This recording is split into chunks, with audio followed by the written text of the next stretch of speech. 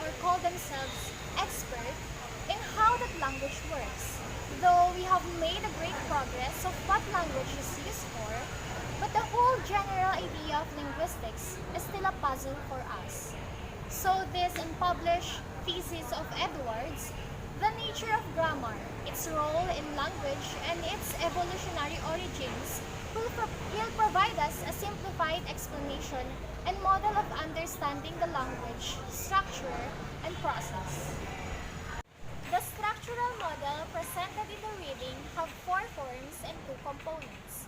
The first 3 forms, which are single words, 1 argument form, and 2 argument forms, are features of the final form, which is the 3 argument form. So let us first discuss the 3 argument form. The 3 argument form is a complete language construct because it consists of 1 instance of the action-verb component, 3 instances of the object-noun component, which are in 3 roles: the instigator, recipient, and as a context of the action. So if we are to use a language for social interactions, then our mental models of how we socialize should have a structure.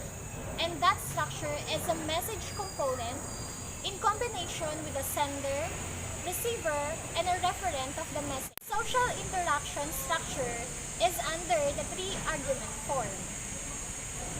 Let us now proceed to the 2 argument form. 2 argument form is assumed to be an exemplar sentence, which is expressed as subject, verb, object sentence, or the simple sentence. So I have here an example sentence. John sees the book on the table. So in representing the example sentence as 2 argument form, it would become John sees the book is on the table. So as you would notice, it is still possible for the sentence to be a syntactic language using just the 2 argument form. Next is the 1 argument form, which comprises of first, verb, objective, imperative forms. An example is the sentence or the phrase, do it. Second is the first person prodrug forms. Example is, done it. Next is subjective verb. Intransitive, the example is, I do.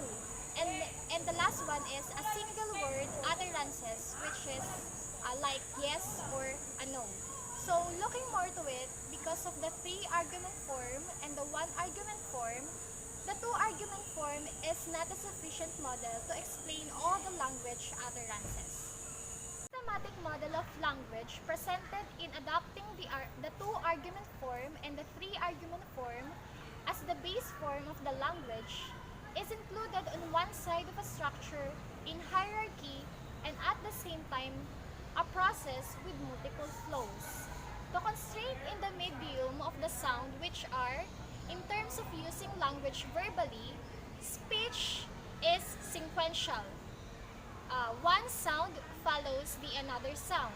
But in terms of converting our speech into written form, the sequential form is kept.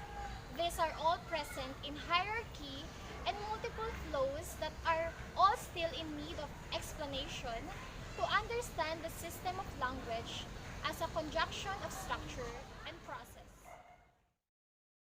Good afternoon, I am Daphne Aberde, and I am about to report sequential grammar. So first, what is sequential grammar? Sequential grammar, unlike other grammars, it focuses on the relationship between neighboring segments of the utterance.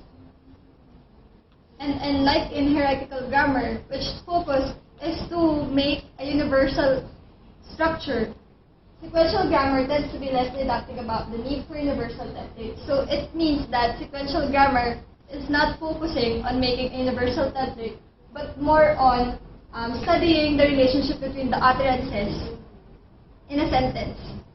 An example, John saw Mary on the train. So in formal grammar, it is correct because it only focuses on the ordered relationships and there is no grammatical error in the sentence presented.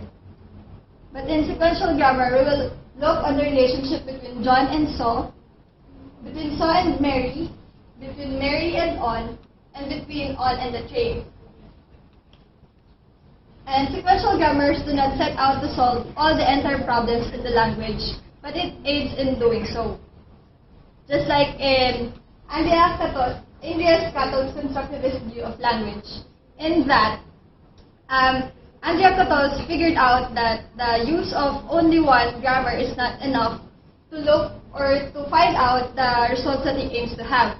So he combined the use of sequential adjunct to hierarchical phase structure grammar and the sequential functionalist domain. So sequential grammar also allows to distinguish coherence from incoherence and ordering of a sentence and emphatic construct varies. In what way? By using sequential grammar, we will know if a sentence is in coherence or if not. So in Ingrid Catto's research, she figured out that English British speakers are 4 times more likely to use empty subject or the word is the full object rather than empty subject and full subject. So in conclusion,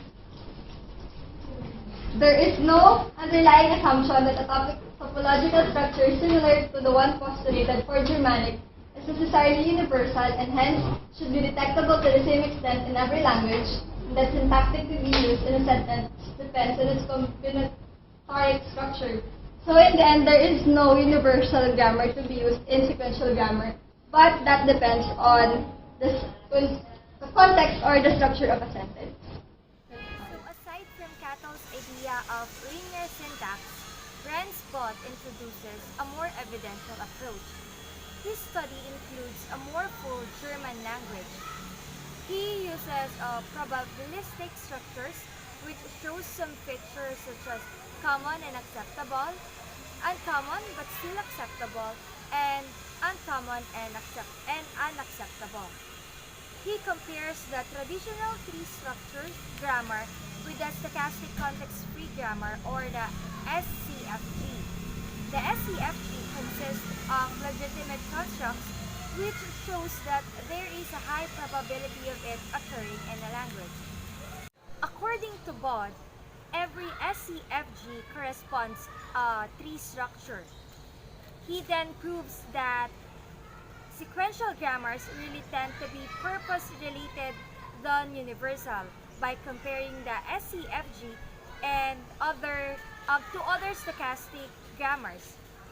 Bott creates an analysis model at 3 levels using the DOP technique or the data-oriented parsing.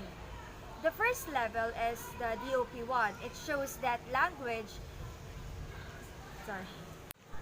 However, Bott acknowledges that there are 2 problems when using computation in constructing a single model for language. The first is that the rule structure used by one individual may not be the same as that used by another. And the second is that the rule structure used in one context may not be the same as that used in another, even by the same individual. Language grammar by Bott is a probabilistic entity and not a universal fixed thing. If Bott is true, this offers a huge changes in linguistic theory. The idea of universal grammar will be obsolete because of the new notion introduced called universal representation. For language, knowledge will not be viewed as grammar, but a mere statistical and sum of language expressions only. Now we will proceed to the system of language grammar. Language grammar is not a system of universals but as a system of potentials. A potential for a 3-argument sequential flow that consists of an instigator, recipient, context, and action.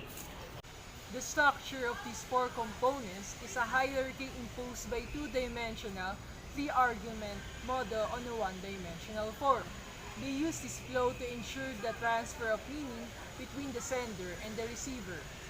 The existence of common lexis or the words used in language and set of rules of transformation for the sender and receiver makes the whole system work, but that commonality doesn't need to be innate or natural. The ability to recognize the intentions of the sender to the receiver and vice versa will allow a negotiation towards a commonality which is becoming a mean.